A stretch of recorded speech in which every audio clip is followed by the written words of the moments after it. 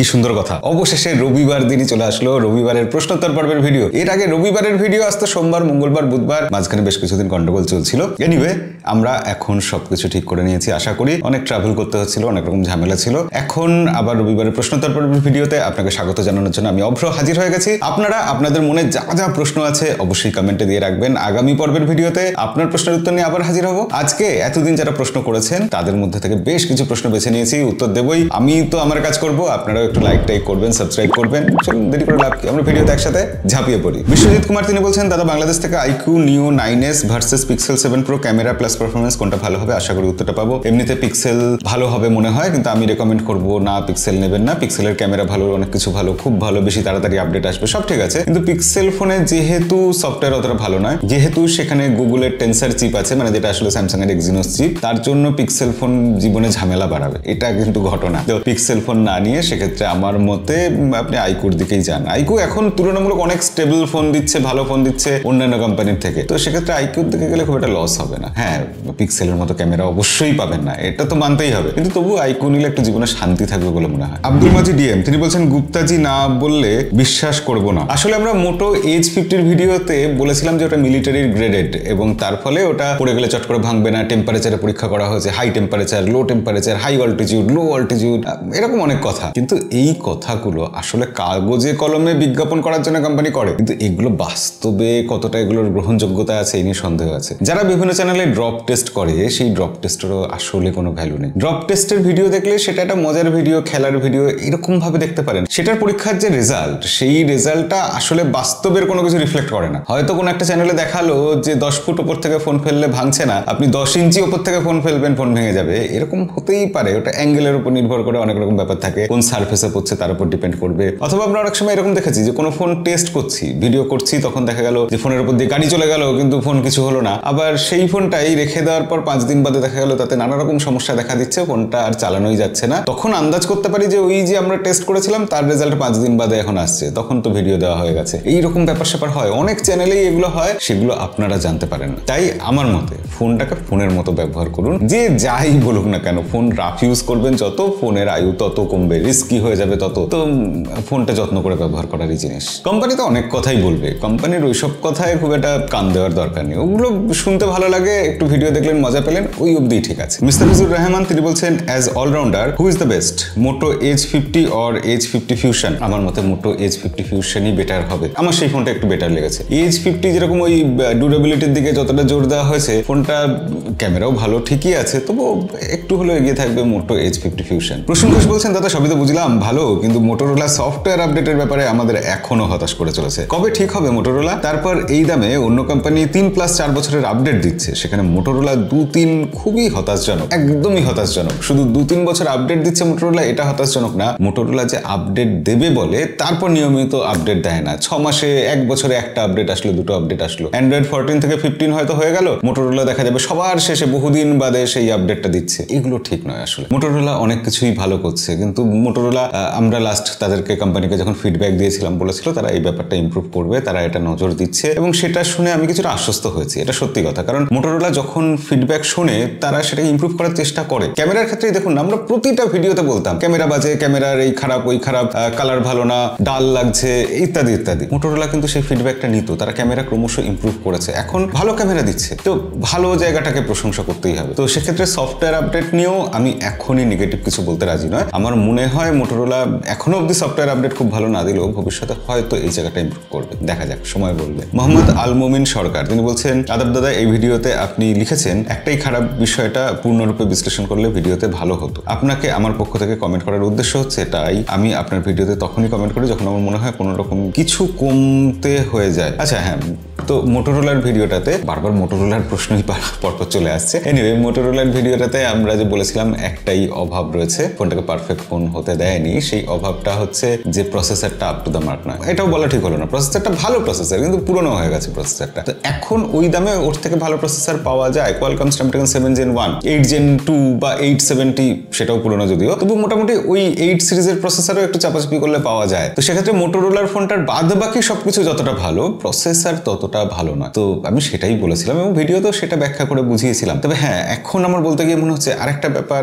একটু খেয়াল রাখা উচিত। মোটরোলার ওই ফোনটাতে ক্যামেরার ইউআই একটু স্লো। এটা কোনো সমস্যা নয়, কিন্তু হ্যাঁ, এটা উল্লেখ করা উচিত ছিল যে ক্যামেরা ইউআই এর মধ্যে যখন আমরা বিভিন্ন জায়গায় শিফট করছি সেটা একটু স্লো, সেটা কোনো সমস্যা করবে না। তবে হ্যাঁ, ওটাই যেটা ছিল সেটা ছিল আর কি। জীবন রয় তিনি বলছেন, দাদা বাংলাদেশ ভালো নাই। সমস্যা হচ্ছে যে বাংলাদেশ ভালো নেই আমরা জানি, বা ভালো ছিল না, এখন হয়তো ভালো হতে চলেছে। বাংলাদেশ ভালো হবে এটা আমরা সবসময় আশা করছি, চাইছি ভালো হোক, খুবই ভালো কিছু হোক, কিন্তু আমাদের চ্যানেলে এগুলো নিয়ে আলোচনা করা হয় না। কোনো পরিস্থিতিতে কোনো পলিটিক্যাল ব্যাপার বা টেকের বাইরের যে কোনো ব্যাপার, সেই ব্যাপারগুলো নিয়ে আমরা আলোচনা করি না। টেক রিলেটেড বিজনেস যেটুকু থাকে সেইটুকু নিয়ে বড় যেতে পারি আমরা, তার বেশি আমরা যাব না। এটা আমাদের একটা লক্ষণ রেখা আছে যেটা আমরা কখনোই পেরোতে চাই না, পেরোই না আমরা। আপনাদের কাছ থেকে অনেক সময় অনেক এরকম কমেন্ট পাই, হিন্দুদের পক্ষ নিয়ে কিছু বলুন, তারা অত্যাচারিত হচ্ছে। কেউ বলেন প্যালেস্টাইনের পক্ষে কিছু বলুন, ফিলিস্তিনিরা অত্যাচারিত হচ্ছে গাজার ব্যাপারে। তো এই প্রতিটা কমেন্ট আমি দেখি এবং সেগুলোকে সযত্নে এড়িয়ে যাই, কারণ আমরা এই সব ব্যাপারে আলোচনা করব এটা সেই প্ল্যাটফর্ম না। এটা যদি আলোচনা করতে হতো আমি তার জন্য একটা আলাদা চ্যানেল খুলতাম, সেখানে ভালো করে বিস্তারিত কথা বলতাম, এই বিষয়ে বলতাম। কখনো মনে তো হয় যে আমি রাজনীতি বিষয়ে, ওয়ার্ল্ড পলিটিক্সের বিষয়ে, কি সব চলছে, কারেন্ট অ্যাফেয়ার্স এর বিষয়ে ভিডিও বানাই, খুব ইচ্ছা করে। যাই হোক, সেটা কোনোদিন যখন হবে তখন সেখানে নিশ্চয়ই এইসব কথাগুলো বলবো। হ্যাঁ, তবে এটা ঠিক, আমি না বললেও আমি যেখানে কষ্ট পাওয়ার সেখানে কষ্ট পাই, যেখানে সহানুভূতি থাকার সেখানে সহানুভূতি থাকে। তবে সেটা এইখানে ক্যামেরার সামনে দেখানোর না, সেটা আমার ব্যক্তিগত জায়গা, ব্যক্তিগত জীবনে সেই জায়গাগুলো থাকতে পারে। ক্যামেরার সামনের ব্যাপারটা শুধু টেক আর টেক রিলেটেড সবকিছু। টিম পিজি তিনি বলছেন, Samsung S23, Vivo V40 Pro কোনটা ভালো হবে দাদা? দুটোই সেম দাম, কোনটা ভালো হবে? এখানে না একটা খুব বড়সড় ব্যাপার রয়েছে।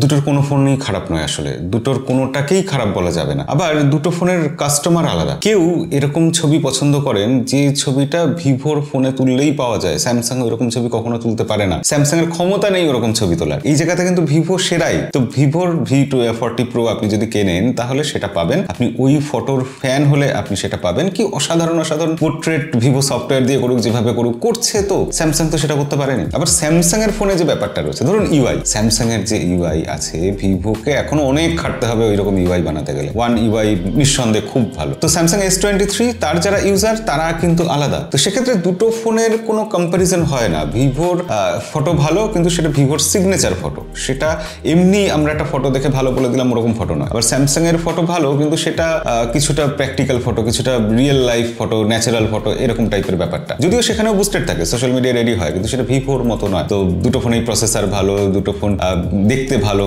সব মিলিয়ে দুটো ফোনই ভালো। আবার স্যামসাং এর যে ইউআই, সেই ইউআই ভিভো দিতে পারছে না। ভিভোর ফোনের যে লুকস ডিজাইন বা ছোটখাটো যেসব ফিচার গুলো আছে, কার্ভ ডিসপ্লে আছে, সেটা স্যামসাং S23 দিতে পারছে না।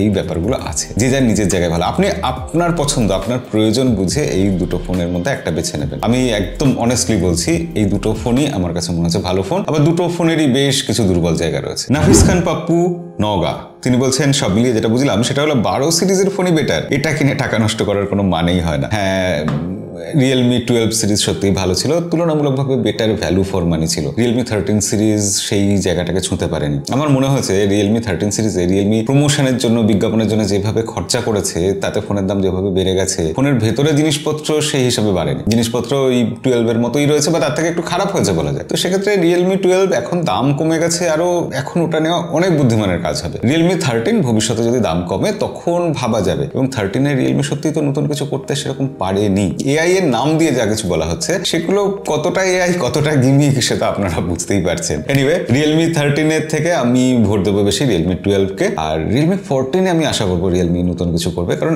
একটা জেনারেশন যখন পেরোয় না একটা ফোনে, 12 এর পর 13 হয়তো খুব বেশি আপগ্রেড হয় না, কিন্তু 12 এর পর 14 যখন হবে তখন আপগ্রেডটা চোখে পড়বে, তখন দেখা যাবে যে হ্যাঁ কিছু করেছে কোম্পানি। এটা সব ফোনের ক্ষেত্রে সবার বেলাই হয়, স্যামসাং এর বেলাও হয়, অ্যাপেলের বেলাও হয়। 15 এর থেকে 16 খুব বেশি আপগ্রেড হয়তো হবে না, কিন্তু যারা 14 থেকে 16 এ আসবেন তারা অ্যাপেলের আইফোনের ক্ষেত্রে বুঝতে পারবেন যে হ্যাঁ মনে হচ্ছে কিছু হয়েছে। এটা রাধে রাধে তিনি বলছেন, হাই দাদা, ভালো আছেন তো? আশা করি ভালো আছেন। দাদা আমাকে একটা সাজেশন দিন প্লিজ। বলবেন রিয়েলমি P1 ভার্সেস মোটো G85 5G কোন ফোন নিলে ভালো হবে? একটু গেমিং, মাল্টিটাস্কিং আর ক্যামেরা ভালো হলেই চলবে, অথবা এই রেঞ্জে ভালো কোনো ফোনটা নেওয়া। হ্যাঁ, তো তিনি যেটা বলছেন সেই রেঞ্জে আমি বলবো রিয়েলমি P1 এর থেকে মোটো G85 বেটার হবে। হ্যাঁ, সফটওয়্যার এই মুহূর্তে দাঁড়িয়ে যদি দুটো ফোনের পাশাপাশি রাখি তাহলে Motorola software better, camera better, মোটোরোলার কার্ভ ডিসপ্লে দেখতে সবকিছু নিয়ে আমি বলবো মোটোরোলাই এগিয়ে থাকবে, রিয়েলমি P1 এখন একটু পিছিয়ে থাকবে তার থেকে। নাফিস খান পাপ্পু নওগাঁ তিনি আবার কমেন্ট করেছেন, তিনি এবার বলছেন ব্যাটারির এইসব টেকনোলজি আমাদের আর অবাক করে না, তবে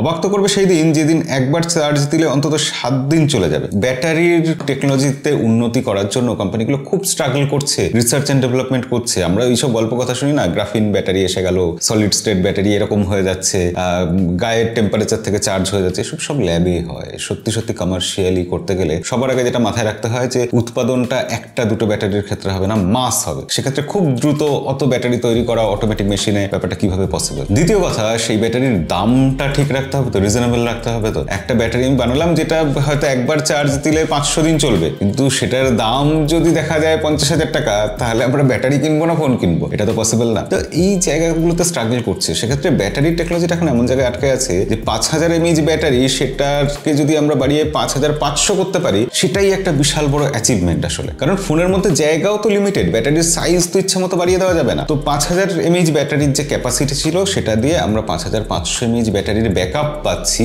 এই জায়গাটা তৈরি করাটা একটা অ্যাচিভমেন্ট। আর এই সায়েন্সটা যখন একবার তৈরি হয়েছে, এটা ডেভেলপ হবে। আজকে 5000 দিয়ে 5500 পাচ্ছি, কালকে 5000 mAh ব্যাটারির মতো সাইজ নিয়ে আমরা দেখা যাবে 6000 mAh ব্যাটারির ব্যাকআপ পাচ্ছি, তখন ইমপ্রুভ হবে। এইভাবেই হবে। তো দেখা যাক কি হয়, এটা তো অপেক্ষা করতে হবে। তবে আমার মতে এই ধরনের যেটুকু চেঞ্জ হচ্ছে, সেটুকু চেঞ্জ নিয়ে আমাদের খুশি হওয়াই উচিত। বুবাই দে বলছেন, দাদা কথাগুলো তো একদম সঠিক বলেছো, কিন্তু তার সাথে আরো একটা ব্যাপার আছে যেটা তুমি মিস করেছো। সেটা হলো অনেকে বদমাইশি করে রেল লাইনের ওপর ছেড়খানি করে। ছেড়খানি কথাটা কি কথা হলো? এটা বাংলা কথা নয়। রেল লাইনের ওপর কিছু গন্ডগোল করে, নাশকতা করে, এরকম কথা বলা যেতে পারে। তো প্রশ্নটা যেটা ছিল সেটা হচ্ছে যে রেল দুর্ঘটনা যে এত ঘটছে, সেগুলোকে কিভাবে ঠেকানো যায়, কেন হচ্ছে, এই নিয়ে বলেছিলাম। শর্টস ভিডিও ছিল, 2টো পয়েন্ট বলা হয়েছিল। তবে এই যে চারিদিকে একটা খুব কথা ঘুরছে না, যে রেল লাইনের উপর পাথর রেখে দেওয়া, রেল লাইনের উপর কিছু রেখে দিলে সেটাতে নাকি ট্রেন পড়ে যাচ্ছে রেলের লাইনের উপর থেকে ব্যালেন্স হারিয়ে, এই ব্যাপারটা শুনে খুব হাস্যকর লাগে আসলে। কারণ আমরা তো ছোটবেলা থেকে দেখে আসছি, লাইনের পাশে যাদের বাড়ি, আমার মাসির বাড়িতে আমি যখন ছোটবেলায় বেড়াতে যেতাম, রেল লাইনের উপর লোহা রেখে আসতাম, চুম্বক হয়ে যাবে ভেবে। এটা তো চিরকাল লোকে করে এসেছে। রেল লাইনের পাশে যাদের বাড়ি, লাইনের উপর ছোটখাটো পাথর রেখে এসেছে, কিচ্ছু হয় না তাদের, রেল পড়ে যায় না তার জন্য। এটা একটা ভুল ধারণা, ভুল কনসেপ্ট। এরকম এখন অব্দি হয়নি যে রেল লাইনের ওপর কেউ গিয়ে একটা বাস রেখে এসছে, বা কেউ গিয়ে একটা বিশাল বড় পাহাড়ের মতো পাথর রেখে এসছে, তাই রেল অ্যাক্সিডেন্ট করেছে। এরকম খুব একটা শোনা যায় না। ওই পাথরের ব্যাপারটা যেটা, সেটা একটু যতটা বলা হচ্ছে ততটা কিনা আমার খুব সন্দেহ আছে।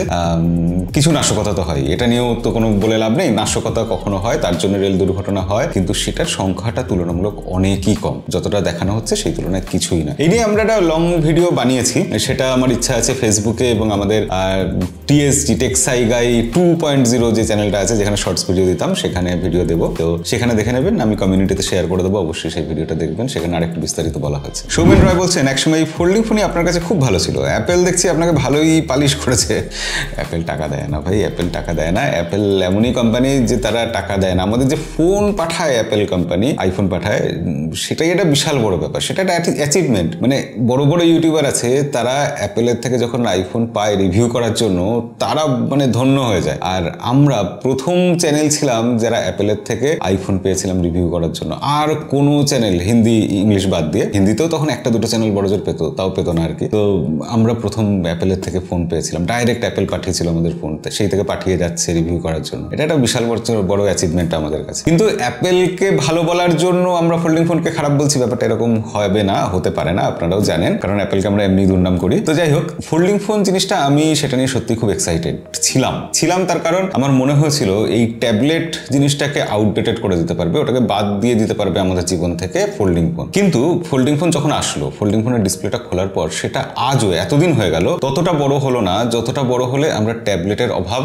আর অনুভব করব না। ফোল্ডিং ফোনের দাম যত কমার কথা ছিল, ফোল্ডিং ফোন যখন আমরা নর্মাল ফোনের মতো ইউজ করব, সেটা নর্মাল ফোনের কাছাকাছি দাম হবে, এই যে আশাটা ছিল, সেই আশাটা আজও পূরণ হয়নি। ফোল্ডিং ফোন আমাদের জীবনকে সহজ করে দেবে, আমরা বড় ডিসপ্লেতে টিভি দেখতে পারবো, ইউটিউব দেখতে পারবো। ফোল্ডিং ফোনের যে সফটওয়্যার থাকবে সেটা সেইভাবে কাস্টমাইজ করা হবে, ঠিক যেভাবে ট্যাবলেটের ক্ষেত্রে করা হয়। কিন্তু সেই জিনিসটা এতদিন হয়ে গেল, এখনো পুরোপুরি ঠিকভাবে করা হলো না। তাই এখন এসে যে ফোল্ডিং ফোন নিয়ে আমি খুব এক্সাইটেড ছিলাম, যেটা মনে করেছিলাম আমাদের জীবনকে সহজ করে দেবে, সেটা আমার কাছে এখন একটা ঝঞ্ঝাট ছাড়া কিছু না। এখন মনে হচ্ছে ফোল্ডিং ফোন পকেটে নিয়ে রাখলে জায়গা বেশি নিচ্ছে। এখন মনে হচ্ছে ফোল্ডিং ফোন খুব যত্ন করে ব্যবহার করতে হচ্ছে, স্ক্র্যাচ পড়ে যাবে বলে। এখন মনে হচ্ছে ফোল্ডিং ফোনের কোনো কিছু খারাপ হলে সেটা রিপ্লেস করতে অনেক বেশি খরচা। এখন মনে হচ্ছে ফোল্ডিং ফোনের দাম এত বেশি কেন। এর একটা জিনিসও মনে হতো না যদি ফোল্ডিং ফোনের ব্যাপারটা ঠিকঠাক ভাবে এগোতো। আমার ধারণা আগামী 2-3 বছর যদি ঠিকঠাক ভাবে এগোয়, যদি চাইনিজ কোম্পানিগুলো সবকিছু ভালো করতে পারে, তাহলে ফোল্ডিং ফোন হয়তো মার্কেটে সার্ভাইভ করে যাবে। না হলে ফোল্ডিং ফোনের অবস্থা ওই পপ আপ ক্যামেরার মতোই হবে। তো এই নিয়ে আমি শর্টস বানিয়েছিলাম। হ্যাঁ, এটা একদম ঠিক যে ফোল্ডিং ফোন আমার প্রত্যাশা পূরণ করতে পারেনি, আমাকে হতাশই করেছে। তো আমি জানি না আজকে কটা প্রশ্ন নিতে পারলাম, গুনে তো নিই না। তো আজকে ভিডিওটা লম্বা হয়েছে এটা বুঝতে পারছি এতক্ষণ ধরে শুট করছি বলে। ভিডিও এখানেই শেষ করি, দেখা হবে পরের ভিডিওতে। আজকের মতো বিদায়।